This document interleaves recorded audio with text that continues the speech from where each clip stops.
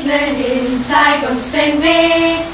Für uns zur Krippe hin, zeig, wo sie steht. Leuchte du uns voran, bis wir dort sind.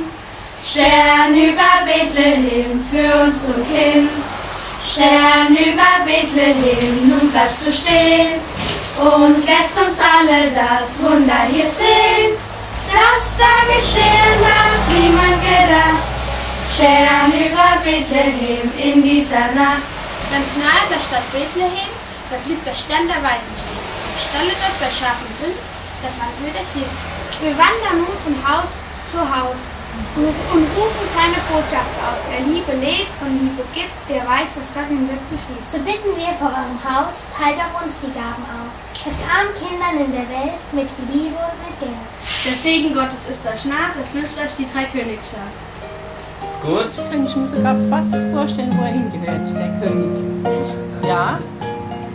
Kennst du ihn? Alexander, oder? Ja. Ja. Und das ist die Familie, oder? Was? Die Schwester von Alexander. Ja. So, na dann. Wir wollen wir auch mal unsere Gaben da reinschmeißen, ne? Danke. Bitte schön. So, sehr schön. Segen an die Tür schreiben. Ja, können wir machen. Ja.